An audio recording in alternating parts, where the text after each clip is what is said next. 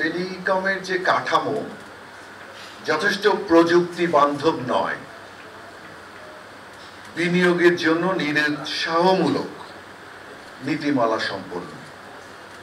কথাটা বলছি কিন্তু এটা one of the major thing of the আমাদের কাঠামো নিয়ে যেটা চ্যালেঞ্জ হয়েছে, কাঠামোটা আমূল পরিবর্তন হয়ে যাচ্ছে।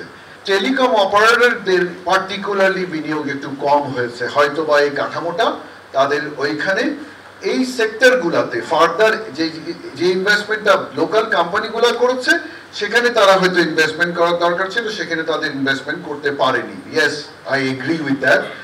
আর তাদের প্রযুক্তি 5G তে কিন্তু কোনো বাধা নেই। আমাদের এই বর্তমান কাঠামো ইনভেস্টমেন্টেও কোনো বাধা নেই।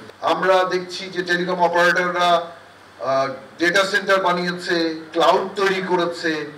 সো পরিষ্কার বোঝা যায় যে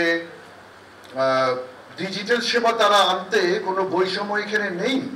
পরিষ্কারভাবে যে কেউ এই সেবাগুলো নিয়ে আসলে ডেলিভারি করা যাচ্ছে। সীমিত প্রতিযোগিতা আমাদের টেলিকম ইন্ডাস্ট্রির অবকাঠামোতে impossible. I don't get it. আমার মনে হয় আপনারাও হাস্যকর মনে হবে, এক একটা লাইসেন্সিং এরিয়াতে 30, 40, 50টা করে লাইসেন্স দিয়ে এমন প্রতিযোগিতা করেছে, রীতিমতো সিক হয়ে গেছে প্রতিযোগিতাটা। অনেকেই খুবই দুর্বল, ইনভেস্টমেন্ট লুজ করেছে, এত কড়া প্রতিযোগিতা। ইয়েস, সীমিত প্রতিযোগিতা এক জায়গায় আছে, 3-4টা টেলিকম অপারেটরের লাইসেন্স আছে ওইখানে সীমিত। অনেক দিন ধরে 16 বছর না 32 বছরের কাছাকাছি ইন্ডাস্ট্রিতে ওই জায়গাটাতে সীমিত রাখা হয়েছে। আমাদের টেলিকমের ইকোসিস্টেম বলতে IGW, ICX, IIG, NGTN, telecom operator, ISPs, all the different gateways সব মিলে একটা ইকোসিস্টেম। এই ইকোসিস্টেম ILDTS পলিসি দিয়েই তৈরি হয়েছে। আমরা সবাই এই জায়গাটিতে একমত।